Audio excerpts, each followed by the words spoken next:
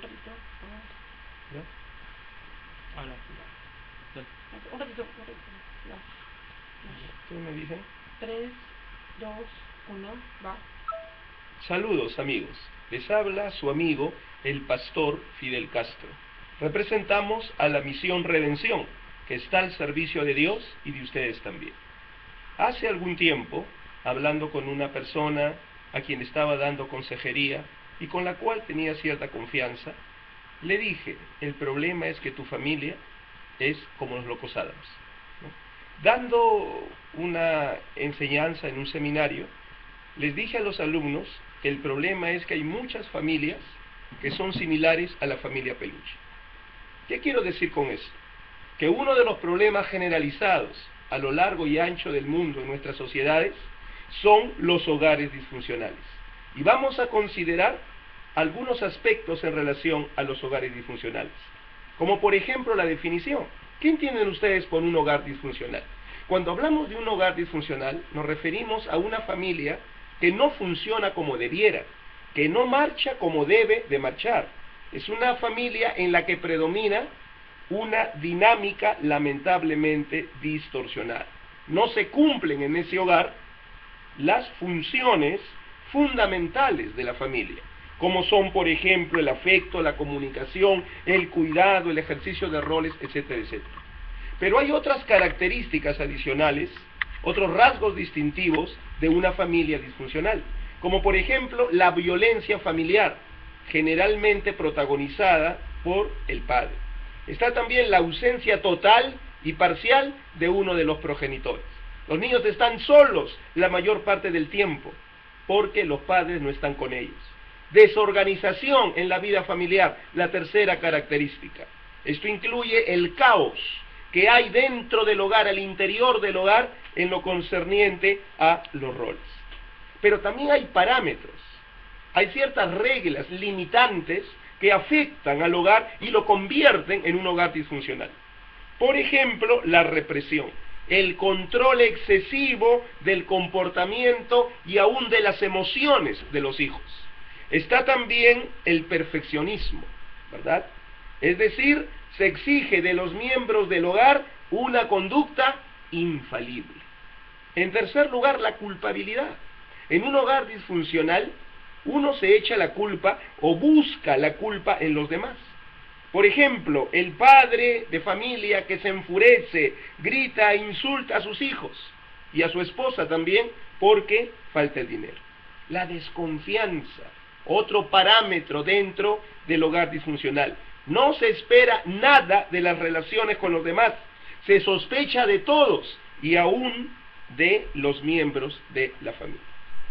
Hay en un hogar disfuncional ciertas afirmaciones, explícitas o implícitas, que manifiestan el sentir, que manifiestan el modo de ver la vida, la filosofía de vida predominante en ese tipo de hogares.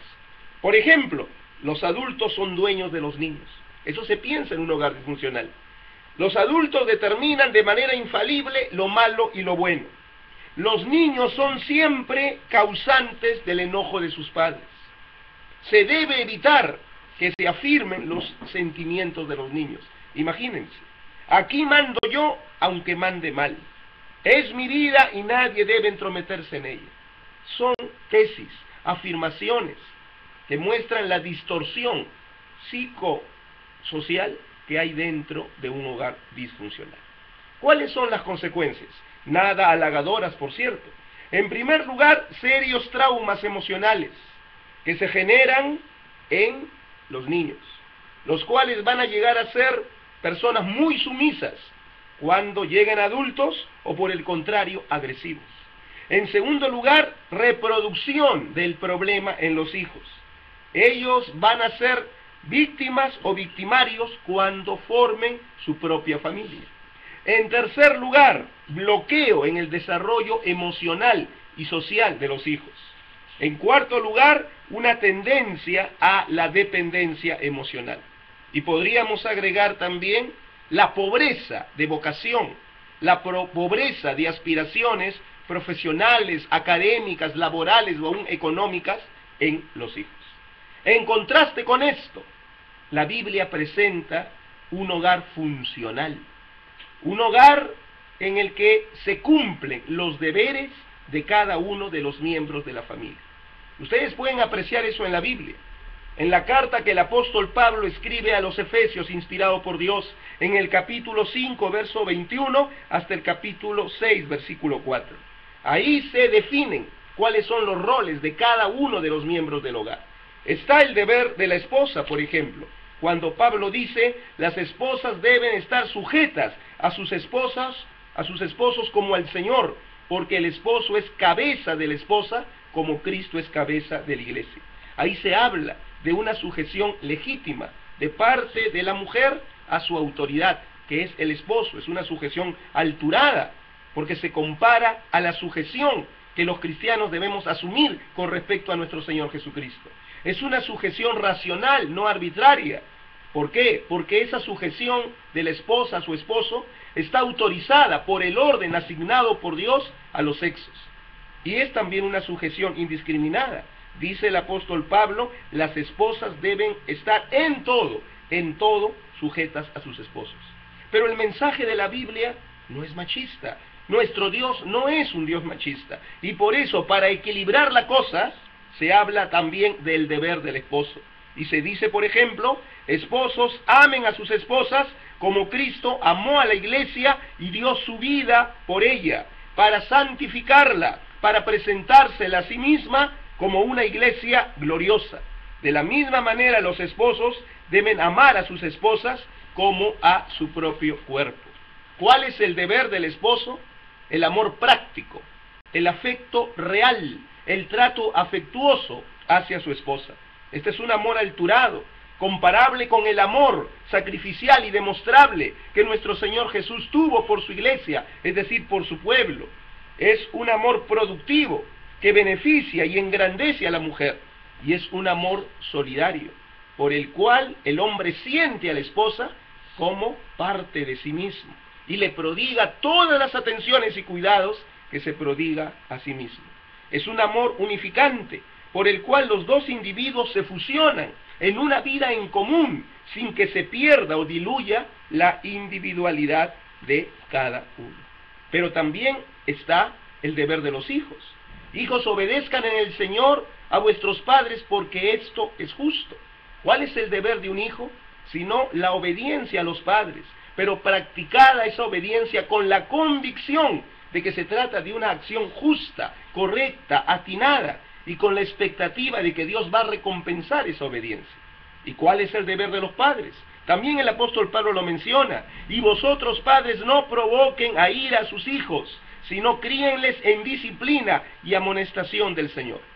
En lugar de promover el enojo injustamente de los hijos a través del maltrato, a través de la diferenciación o discriminación, a través del mal ejemplo, dejando eso de lado, la labor, la función de los padres es realizar una función educativa en favor de los hijos.